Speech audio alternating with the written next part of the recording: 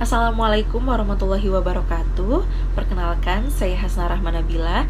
Kali ini saya ingin menjelaskan materi pendidikan kewarganegaraan modul 13 mengenai otonomi daerah dalam bingkai NKRI. Semenjak awal kemerdekaan sampai sekarang, telah terdapat beberapa peraturan perundang-undangan yang mengatur tentang kebijakan otonomi daerah. Misalnya pada Undang-Undang Nomor 1 Tahun 1945 menganut sistem otonomi daerah rumah tangga formil. Lalu selanjutnya ada Undang-Undang Nomor 22 Tahun 1948 memberikan hak otonomi dan medebiwain yang seluas-luasnya kepada daerah. Otonomi daerah yang dilaksanakan saat ini adalah otonomi daerah yang berdasarkan kepada Undang-Undang Nomor 22 Tahun 1999 tentang pemerintahan daerah. Menurut undang-undang ini, otonomi daerah dipahami sebagai kewenangan daerah otonom untuk mengatur dan mengurus kepentingan masyarakat setempat menurut prakarsa sendiri berdasarkan aspirasi masyarakat sesuai dengan peraturan perundang-undangan. Sedangkan prinsip otonomi daerah yang digunakan adalah otonomi daerah yang luas, nyata, dan bertanggung jawab.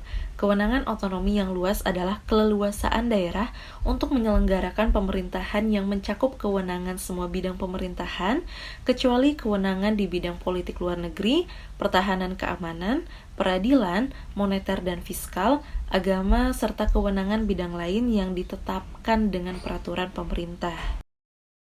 Otonomi daerah bisa diartikan sebagai kewenangan daerah otonom untuk mengatur dan mengurus kepentingan masyarakat setempat menurut prakarsa sendiri berdasarkan aspirasi masyarakat sesuai dengan peraturan perundang-undangan. Pengertian otonom secara bahasa adalah berdiri sendiri atau dengan pemerintahan sendiri, sedangkan daerah adalah suatu wilayah atau lingkungan pemerintah.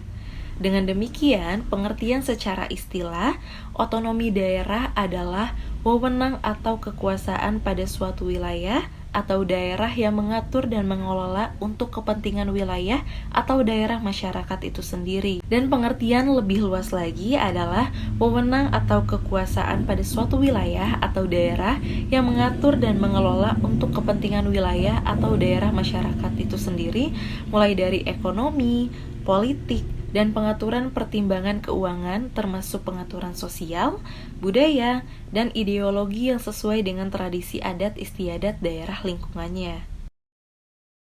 Prinsip-prinsip pemberian otonomi daerah dalam Undang-Undang Nomor 22 Tahun 1999 yaitu yang pertama, penyelenggaraan otonomi daerah dilaksanakan dengan memperhatikan aspek demokrasi, keadilan, pemerataan, serta potensi dan keanekaragaman daerah. Yang kedua, pelaksanaan otonomi daerah didasarkan pada otonomi luas, nyata, dan bertanggung jawab. Yang ketiga, pelaksanaan otonomi daerah yang luas dan utuh diletakkan pada daerah kabupaten dan daerah kota. Dan yang keempat, pelaksanaan otonomi daerah harus sesuai dengan konstitusi negara sehingga tetap terjamin hubungan yang serasi antara pusat dan daerah serta antara daerah. Yang kelima, pelaksanaan otonomi daerah harus lebih meningkatkan kemandirian daerah otonom dan karenanya dalam daerah kabupaten dan daerah kota tidak ada lagi wilayah administratif. Yang keenam, pelaksanaan otonomi daerah harus lebih meningkatkan peranan dan fungsi badan legislatif daerah baik sebagai fungsi legislatif, fungsi pengawas maupun fungsi anggaran atas penyelenggaraan pemerintahan daerah.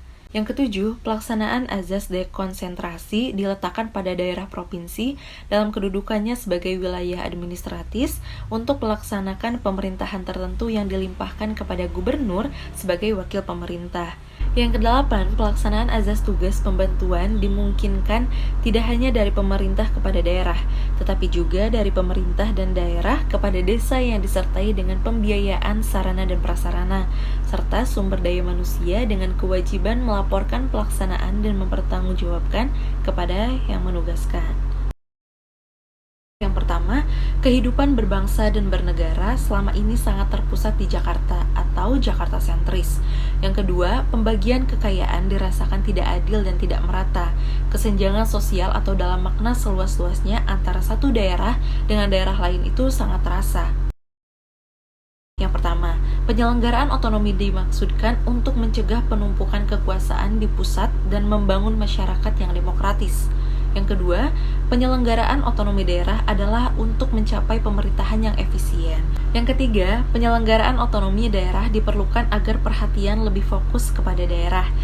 Keempat, otonomi perlu diadakan agar masyarakat dapat turut berpartisipasi dalam pembangunan ekonomi di daerah masing-masing. Yang pertama, memiliki teritorial kekuasaan yang jelas. Yang kedua, memiliki pendapatan daerah sendiri. Yang ketiga, memiliki badan perwakilan. Dan yang keempat, memiliki kepala daerah yang dipilih sendiri melalui pemilu. Ada beberapa implementasi, yang pertama ada implementasi OTDA untuk kewilayahan. Misalnya, otonomi daerah tidak secara otomatis menghilangkan tugas, peran, dan tanggung jawab pemerintah pusat. Selanjutnya ada implementasi otonomi daerah untuk SDM atau sumber daya manusia. Misalnya, memberikan wewenang pembinaan sumber daya manusia kepada daerah. Lalu ada implementasi otonomi daerah untuk memberantas kemiskinan. Misalnya, otonomi daerah yang memberikan kewenangan kepada daerah untuk mengelola sumber daya dengan tujuan peningkatan kesejahteraan penduduk. Selanjutnya ada implementasi otonomi daerah hubungan eksekutif dan legislatif. Misalnya, memberikan kewenangan antara kepala daerah dan DPRD. Mungkin sekian yang dapat saya sampaikan. Mohon maaf bila banyak kesalahan. Wassalamualaikum warahmatullahi wabarakatuh.